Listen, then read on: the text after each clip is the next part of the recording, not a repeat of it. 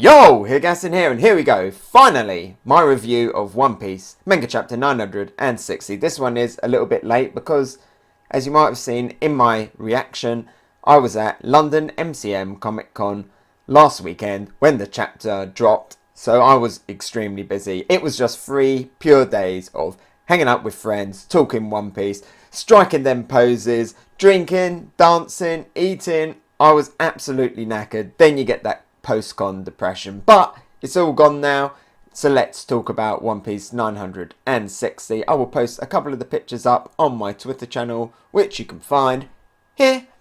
Introducing Kozuki Oden, and this starts off the Oden flashback, which I'm assuming is going to be like a little bit of a kind of a mini arc within Wano, because it doesn't end this chapter, and it starts off very early on in Oden's kind of life in Wano, back before, you know, he was even the daimyo of Kuri, before he'd even left and gone off with Roger and all that. This is some very, very early stuff for Oden, so there's a lot to cover. Kaido hasn't even got to Wano yet. We still haven't seen Shogun Orochi, or at least Orochi before he was the Shogun.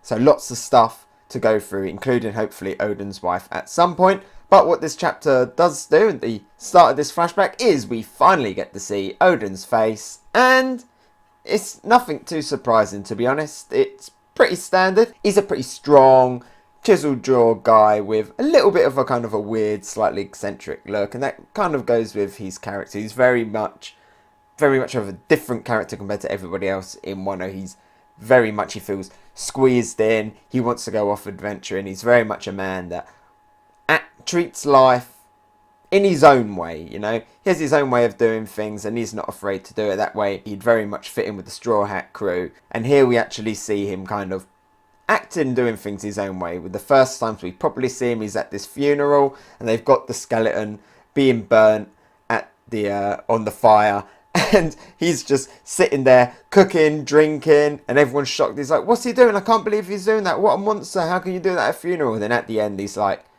"Thank you, old friend. Thank you for sharing one last meal with me." And he walks off and he leaves the sake there. And that's just the kind of guy he is. He does his own way of doing things. Other people don't get it, but I respect him for that. And he's a pretty cool character, but his face wasn't that big shock and of a reveal. I don't know why they kept the silhouette for so long, or why Oden kept the silhouette for so long. I thought it was going to be, oh, maybe we knew who this guy was, but it's just a pretty generic looking kind of face, to be honest. Nothing too special about it, but there is one face in this that is quite special, and that is Denjiro. Yes, we finally see Denjiro's face, and he looks like Koushirou's face, Zoro's sensei. They look pretty much identical, except for the fact that Denjiro has a ponytail. Their glasses quite similar, the shape of their face is quite similar, and I was a little bit mind blown by this. Where on earth is this going? What on earth is this hinting? Are we saying that Zoro's sensei, Kyoshiro, is Denjiro? Because if so, that has some pretty big implications. Does that mean he's going to come to Wano? Has he already snuck into Wano while Zoro was off doing other things? Because we haven't seen him in a while. I think we saw him maybe a little bit in the post-time skip, but if he knows his way to Wano, I'm sure he could get there pretty quickly, especially if he was a retainer of Oden. You know, he's got to be a pretty strong guy. But it does, again, leave a few little mysteries out there.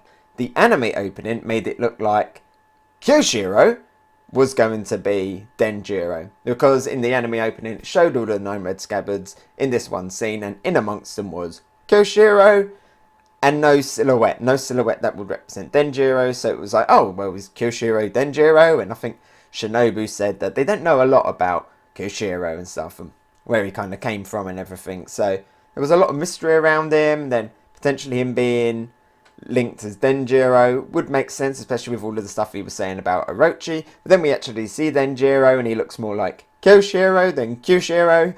Very similar names, all of them, in fact. I don't know a lot about Japanese naming, but they all kind of have that Iro ending, you know, and we got Kyoshiro and Kyoshiro and Denjiro.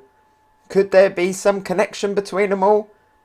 Could Kyoshiro and Kyoshiro be the same person? I mean, I doubt it. They look massively different. I mean, the heights are completely different. Zoro's sensei is a little bit taller than Zoro, but pretty much about the same height as Zoro post time skip, whereas Koushirou was massive compared to Zoro. So I don't know what this means.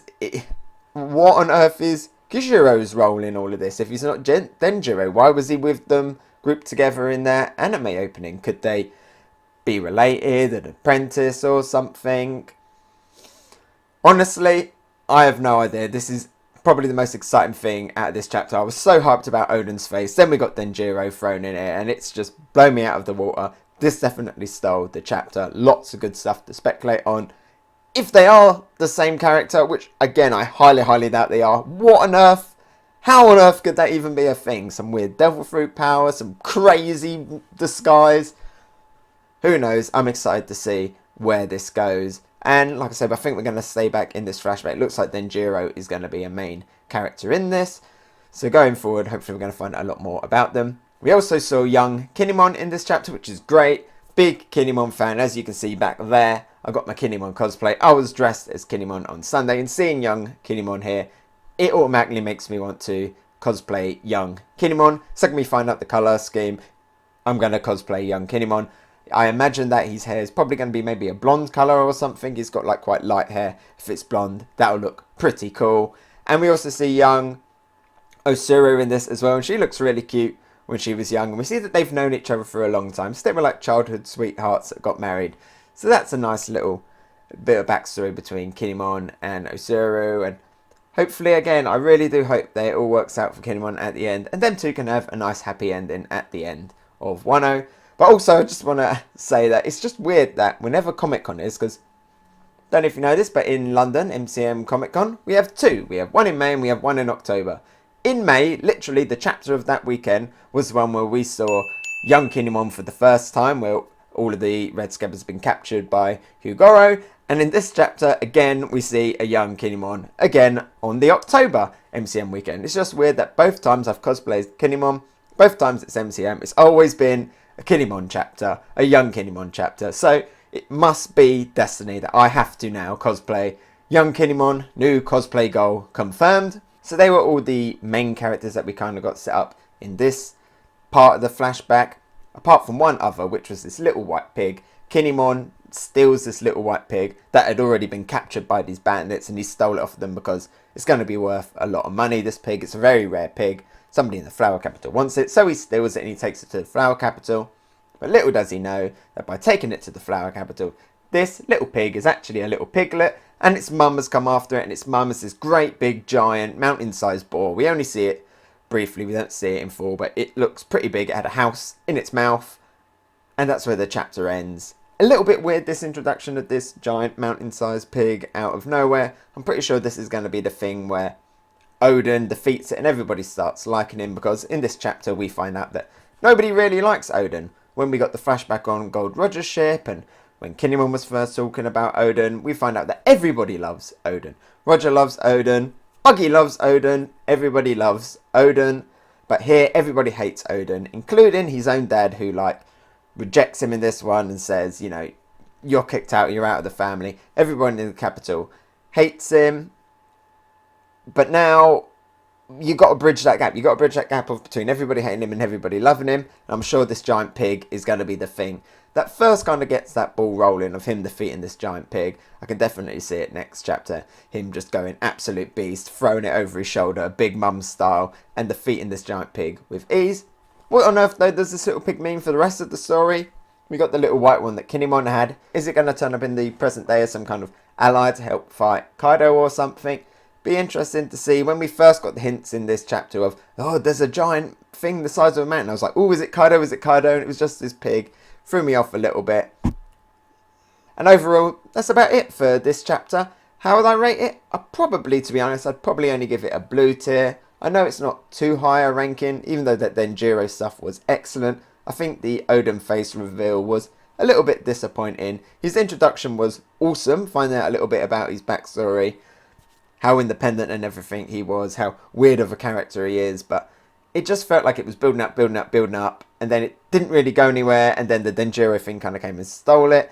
The giant pig thing came out of nowhere, and I kind of need to see where that's going to go.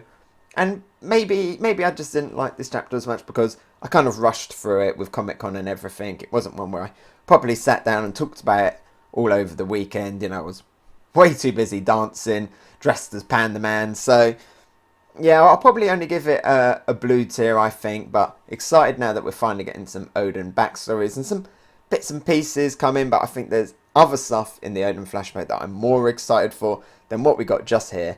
Biggest takeaway, as I said, is that Denjiro stuff. Lots and lots to speculate and look forward to there. Hey, so thanks for watching. What did you think? Let me know about it in the comments below. And if you enjoyed my video, maybe give it a like, and if you really liked it, why not subscribe? You can follow me on Twitter, Instagram and Twitch. Oh, and here's a related video you might enjoy, and something more fresh. I've been Hegassen, and I'll talk to you next time. Bye!